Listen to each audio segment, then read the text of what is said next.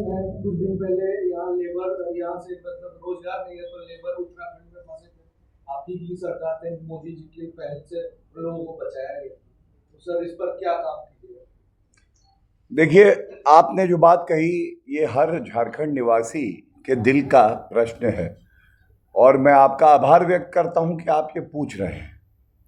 ये कहना गलत नहीं होगा कि कानून व्यवस्था संविधान में शेड्यूल 7 में लिस्ट 2 में पहला लॉ एंड ऑर्डर होता है।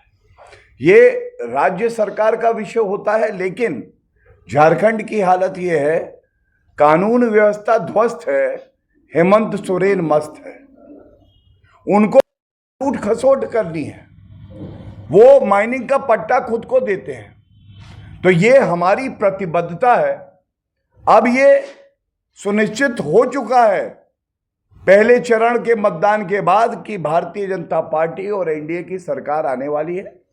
चाहे ह्यूमन ट्रैफिकिंग का मामला हो, चाहे ड्रग्स का मामला हो, चाहे वो घुसपैठिए रोजगार ले रहे हैं, झारखंड के जो निवासी हैं, जो जनजातीय समुदाय से लोग आते हैं, उनका हक छीन के इसको समाप्त करके एक सुशासन की सरकार जनता ये मान चुकी है कि केवल भारतीय जनता पार्टी दे सकती है।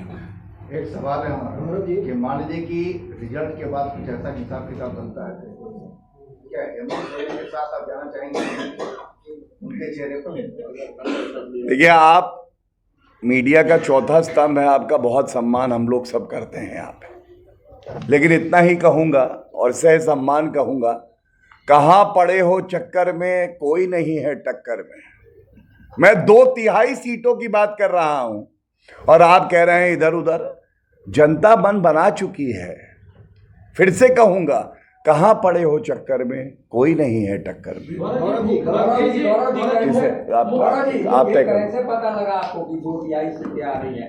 क्योंकि आप तो सीधे दिल्ली से आए हैं और ग्रास रूट पे तो आप नहीं।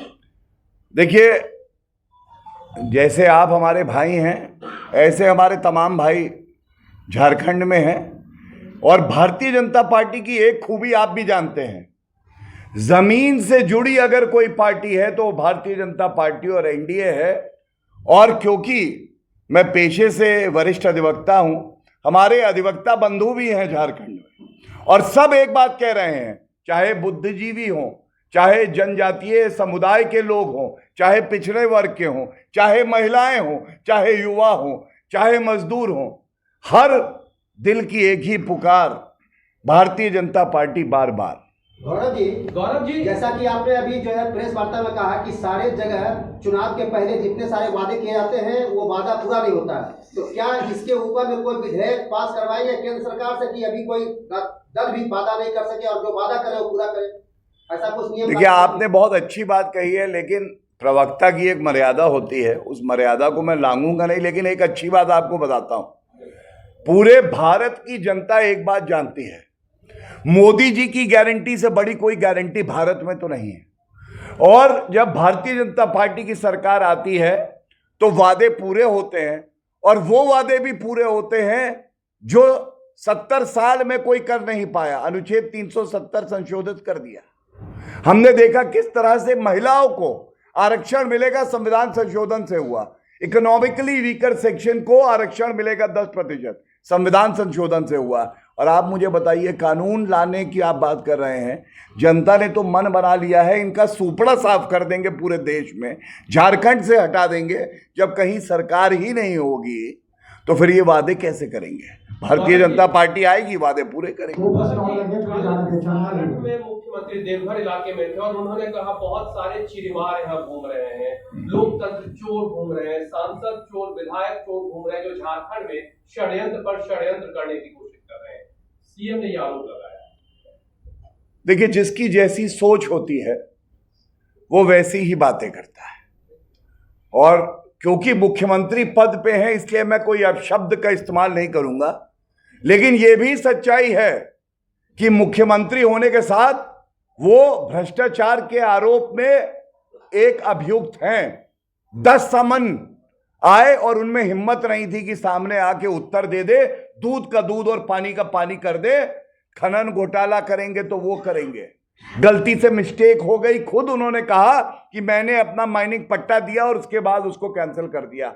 और एक बात और कह दूं, जिनसे कर दी थी मोहब्बत उनसे कर बैठे हैं नफरत हेमंत सोरेन। हम भारतीय हैं, हमारे प्रदेश है, हमारी माटी है।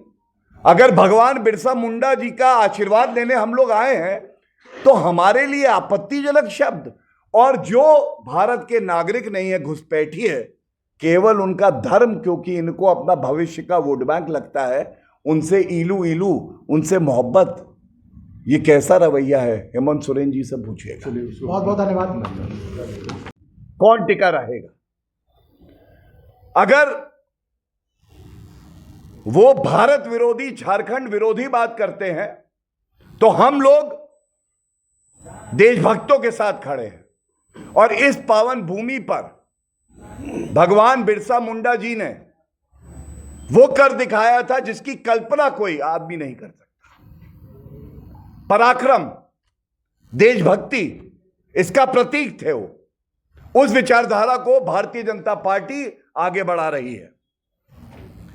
और सबसे ज्यादा अहम बात जो मैं आपके समक्ष रखना चाहता हूं और प्रमाण के साथ आया हूं, जब डेमोग्राफिक चेंज होता है, चाहे वो किसी भी प्रदेश में हो, हमने असम में देखा है, हमने पश्चिम बंगाल में देखा है और झारखंड में देख रहे हैं, सबसे पहले क्या होता है? आपकी अस्मिता पे चोट लगती है। तभी हमने बात करी बेटी की, हमारी अपनी बेटी, उसकी अस्मिता से छेड़छाड़ नहीं होगी। दूसरी चोट लगती है आपकी संस्कृति पे। आपकी संस्कृति आपसे छीन के ऐसा बदलाव लाते हैं जो यहां हमारे भाई बहन हैं, उनको कतई ये मंजूर नहीं है। हम झारखंड की संस्कृति किसी को मिटाने नहीं देंगे, बल्कि ये कहें कि छूने नहीं देंगे। तीसरी बात, जब रोजगार के अवसर हैं, भारतीय जनता पार्टी ने कहा है 2,87,000 सरकारी नौकरियां हम लोग देंगे, ये हमारे पंचप्रण में है। तो सबसे पहले चोट किस पे लगती है? जो रोजगार के अवसर होते हैं। और ये हम नहीं कहते हैं, ये सर्वोच्च न्यायालय सर्बानंदा सोनोवाल का केस है, आप पढ़िए।